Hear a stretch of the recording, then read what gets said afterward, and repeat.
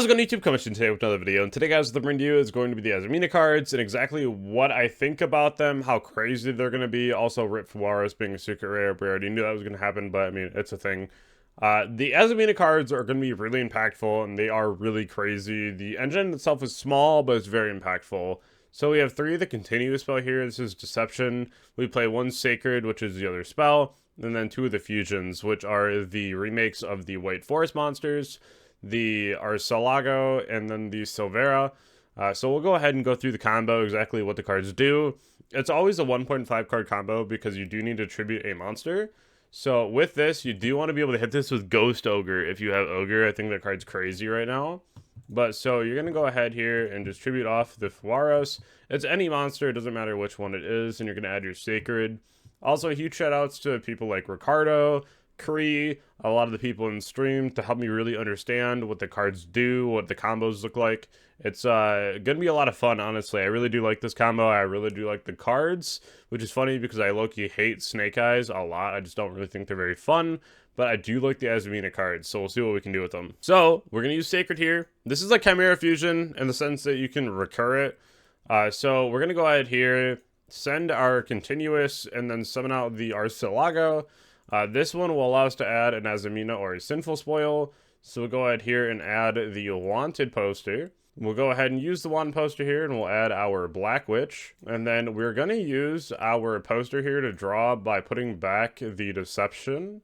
I'm just going to add another copy of Fuaros to my hand because it's going to be like a random draw and your hand's going to look random. So I'd rather not add any like crazy RNG to it, right? So I'm just going to add the Fuaros here. So we'll go Witch to get rid of Fuaros, and then we'll go Witch to go ahead here and set our original Sin. We'll link off both of these here for our Closed Moon. We will get this back to our hand by shuffling this back from our grave. Then we'll go ahead and use this again, get rid of this, and then summon out our Omni. So another thing that is really important to point out is I'm going to go back to Deception. If you hand trap your opponent while they have an Azamina out, this is really dumb.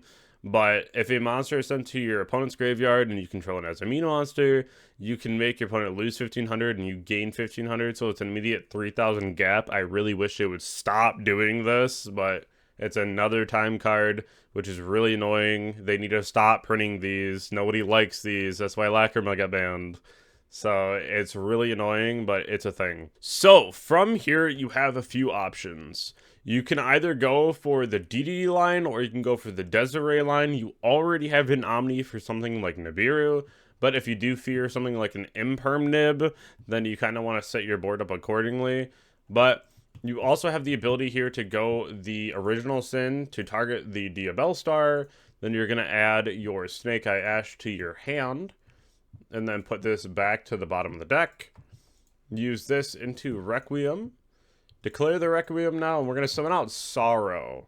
So Sorrow is the new level 4 that we're getting. It dumps a Fiendsmith card. This is pretty crazy because it just gets you more bodies, which, again, having more access to something like Engraver is really strong because at the end of the day, you do want to be able to have this for something like Desiree or just the additional body. So now that that is in the graveyard, I'm just going to make DDD here just for the sake of simplicity. But you can go ahead here and attach the Requiem, summon out the Necro Equip, and then use the Engraver to put back the Closed Heaven. I do like putting back Closed Heaven instead. If you hard open Engraver and then do this line, you'll have an extra Engraver, and you can actually do both. And that's pretty crazy. So I'm going to go ahead here and summon back out the Engraver, and then go for the Caesar.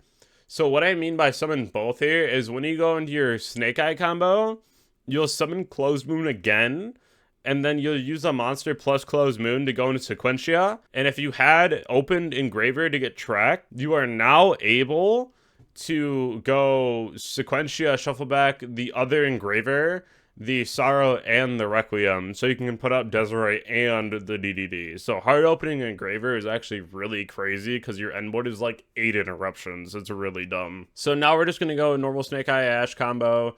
Snake Eye Ash into Poplar. Poplar is going to grab Temple. Temple's going to put down the Oak. And then we're going to go the Ash effects on the Oak. Go into our Flamberge. And then we'll go ahead here and just link off both of these because we don't really need them right now. We will go the Flamberge effect. You can use the Poplar here, but there's not really a point to yet.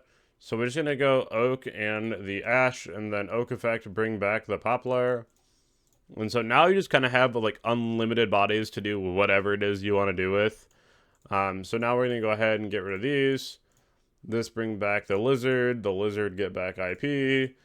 And then from here, if you made Desiree, you can just like negate your princess and do like an SP because you can always use IP into like Goddess. But what I think is also fine here is that you can even just go like this and this, or if you want to be able to spell and trap follow up here, you can just go Poplar in this, and you can just summon out like a Hida, and then Poplar, put back the Oak. Then from here, if you want to leave the Hida here for follow up, that's cool. If you want to get rid of it and then go into like an SP so you have another layer, that's fine too. It really is up to you and how you want to play this. The board is really kind of lucrative into how you want to play into your opponent's hand, how you want to utilize your resources. If you have the other Engraver, there's also a Desiree on this board right now. So you have the Azamina, you have the SP, you have Double Caesar, you have Princess, you have Flamberge. For the bring back, you have IP into Goddess. Like, you just have an exorbitant amount of interruption off of just 1.5 cards, which is dumb. And then if the other card in your 1.5 was Engraver, then you also have Desiree. So can't stress it enough that this is just going to be super dumb. You're able to search Ash. I think the Azamina cards are honestly just a better Bonfire. We were testing without Bonfire. I did just add it in to make sure that, you know, you have multiple starters and it's all good. But there is an argument to where you could play a little less Bonfire because you do have the Azamina cards, and those cards effectively just do Bonfire's job better. So looking at a list that I am thinking of, I think that it's really important to notice that you really do need to have as many hand traps as possible in this format. So even right now, I play 16, which is down from 18, and I was siding to 23. Now I side into 22 because of the Droll now, because I also have Droll as a crossout target. So you really kind of want to make sure that you have a combination of hand traps. I think Ogre is really strong because of Deception. I think that Valor and Imperium are still very good. And you have to really make sure that you are playing at your ratio's most potential if you are going to be using something like Crossout. I think Crossout is just randomly very good, especially if you don't use it turn one. Being able to use it on something like an Imperium when they try to like bait something is really good too. But being able to hit Engine is even better. If your opponent uses like Engraver or Attract and then you just go cross out, call either. Oh, it's just insane. But looking at my side deck too, cards like Made to Order, Mermaid Outfit, Outfitter. I don't know if I'll actually play this, but I think that's very cool. I know this card's kind of been waiting in the wings right now to really be played. This is a card that I think has a lot of potential because if your opponent has Engrave, and then you banish it, and then you get your own Engraver, not only do you deny them follow-up, you also are able to get your own engine going. The other thing too, I play Silvera. I think Silvera is really important. Fuaros is a card that everyone is very aware of right now, but I do think that you need to play if your opponent Fuaros is you. If you open Nib and like Black Witch, right, you might want to be able to have something that's going to at least slow your opponent down from killing you. So if you feel comfortable just setting like a Silvera and then you have Nib in hand, sometimes you can just pass and deny them any kind of a draw. That's something where you kind of have to make that decision for yourself. I also like this if you have it Engrave where you can like negate something if your opponent tries to like stop one of your effects. The other effect of Silvera is when your opponent activates a card effect in response to your Diabell Star monster effect or your Sinful Spoil Spell or Trap effect activation, banish this card, negate that effect.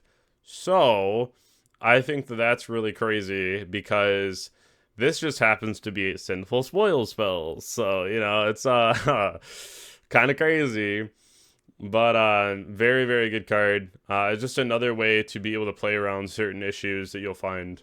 So something else just kind of keep in mind. I do think that this is going to be the best deck moving forward. I think that it's probably just the most powerful, plays the most non-engine.